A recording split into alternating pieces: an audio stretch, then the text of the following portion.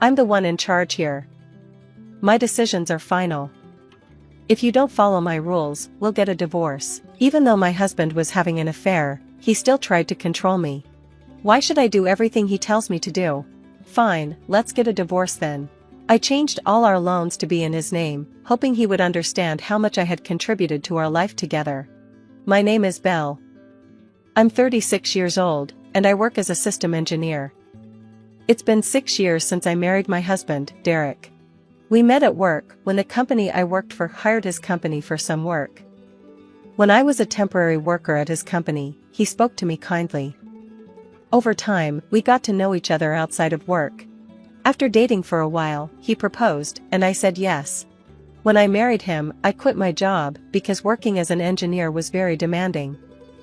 I was often overworked, both physically and mentally, and the pay wasn't great. I worried that if I kept working like that, I wouldn't have time for my husband, and our relationship might suffer. So, I decided to become a freelancer, which gave me more time to take care of the house and spend time with him.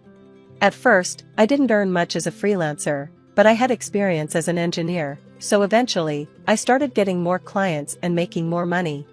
I was amazed at how quickly my income grew and was grateful to my husband for supporting us when I wasn't making much. I worked hard at home, even though I wasn't a great cook. I tried to make new meals every day using recipe books to make my husband happy. "Thank you for cooking and cleaning. It really helps me," my husband would say. His praise made me happy. In the beginning of our marriage, we respected each other and had a good life together.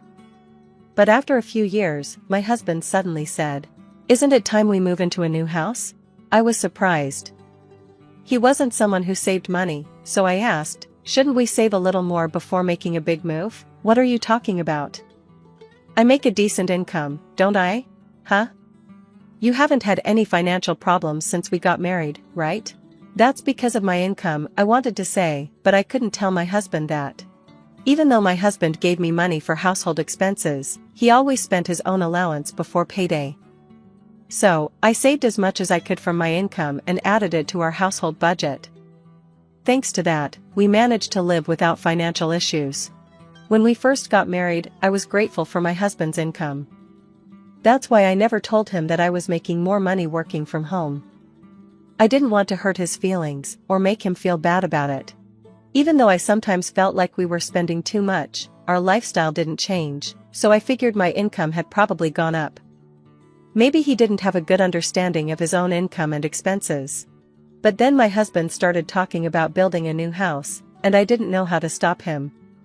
He seemed excited about it, and I was left with no way to stop him. "What kind of house do you want?" I asked. I needed to find a way to build a low-cost house while listening to his wishes, but my husband kept adding more and more requirements. "If we want to meet all these conditions, the house will cost a lot of money," I said. "That's fine.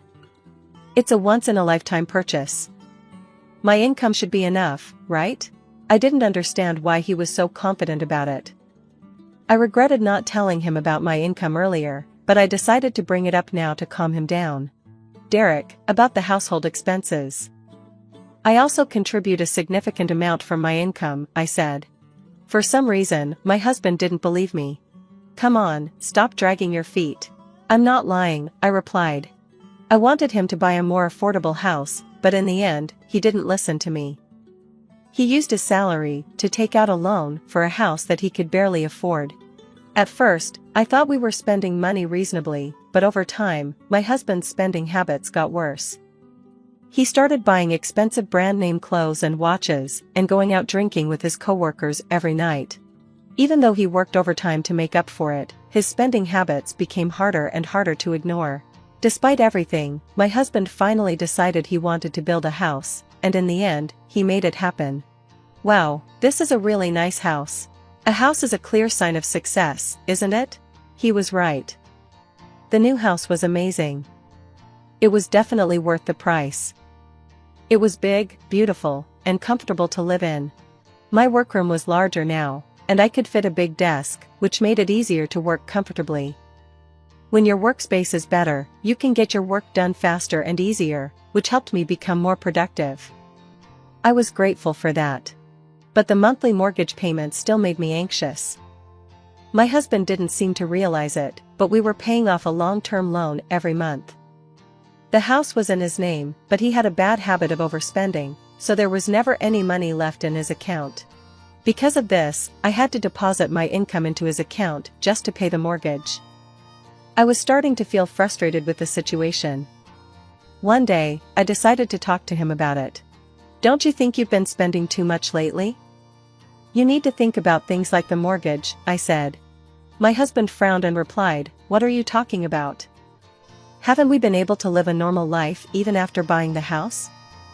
If that's the case, there's no problem. You're just worrying about small details. Isn't it your fault that you don't have enough money because you're bad at managing it?" "That's not my problem." "Hold on," I said. "I'm constantly trying to save money on daily living expenses with the money you give me, and I'm also using the money I earn to pay for the mortgage and other expenses. Please don't talk to me like that," my husband shouted. "What's wrong with you? Besides, the money you're putting in isn't even that much, so don't act like you're so great. The person who earns the most is the greatest, and that's me. Don't try to give me your opinions." His words shocked me. I couldn't believe how he had changed. He used to be kind and considerate when we first got married, but things had become tense between us. We barely talked anymore, and sometimes, we didn't even greet each other. My husband started working overtime more than ever before and came home late every night. I started wondering if this was how our married life would continue, living under the same roof without even talking. If that was the case, maybe a divorce would be better. But I still hoped we could fix things. After thinking about it, I decided to take the first step and try to talk to him, but then, my husband shattered any hope I had in an instant.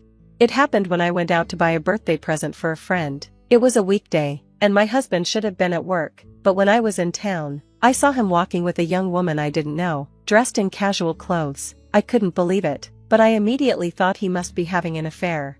To find out for sure, I hired a private investigator. About 3 weeks later, I got the results. When I went to the detective agency, I learned that my husband was indeed having an affair with a colleague from work, and, surprisingly, their relationship had been going on for about 2 years. I now understood why my husband had started spending so much money and coming home late after working overtime. He was seeing someone else. I was furious. After all the things he had said to me, he was the one cheating. I felt foolish for trying to protect his pride and our marriage. I decided I couldn't just sit back anymore. When I rushed back home, my husband was sitting on the sofa, watching a sports program. I stood between my husband and the TV, holding the proof of his affair in front of him. "Explain this," I said. When I showed him the photos, he seemed surprised for a moment, but then quickly changed his attitude. "Oh, that's Meg, she's my new wife," he said casually. "New wife? What are you talking about?" "Well, now that you know, there's no point in pretending. Unfortunately, you're no longer needed." "What are you saying?" I was shocked. "Frankly, I don't need you in my life anymore, but Meg doesn't want to do the housework, so you can stay and do it for her." "What? Are you crazy? I would never do that." My husband's face turned red with anger. "I'm the breadwinner in this household, so my orders are final. If you can't listen to me, then we'll get a divorce." Even though he was having an affair, my husband was still trying to control me. "Why should I listen to you?" I asked. "Fine, let's get a divorce. First of all, you had an affair, so we can't stay married. Let's just get divorced already." My husband was shocked, but agreed quickly. "Oh, alright, don't come crying to me later.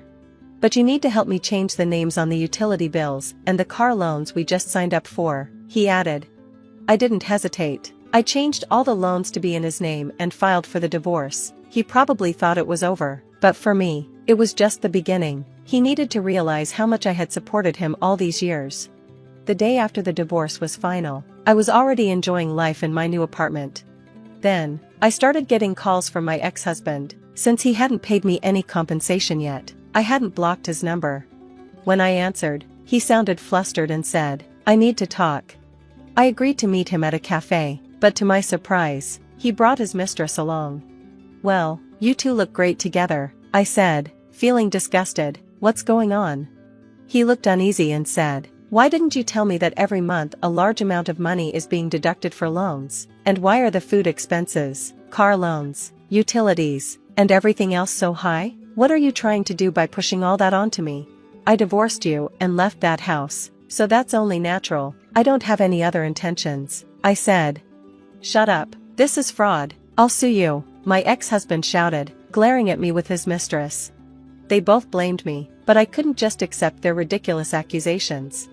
It's your fault for not understanding the situation, I told him. I showed you all the documents. Since the loan for the house was originally in your name, it's only natural that you should pay for it. Until now, I've been putting money into your account. He seemed confused. How can you, with just a small income, put in that much money? I calmly explained everything to him. I'm a freelance engineer, and I'm earning around $200,000 a year.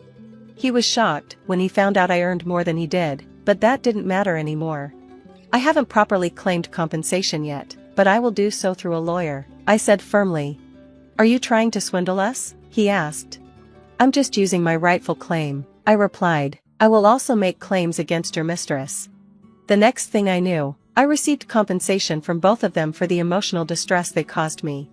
As for the woman my ex-husband had an affair with, she was devastated when she found out he wasn't even using his own money to pay off the loan. The next day, she disappeared from his life. Their affair ended as soon as the money ran out.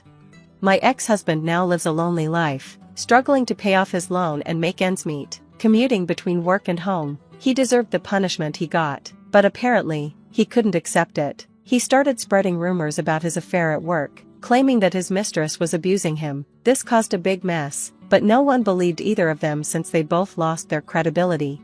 As his financial troubles worsened, my ex-husband was demoted and had his pay cut because his debts were affecting his work. It was all his fault, and frankly, he deserved it.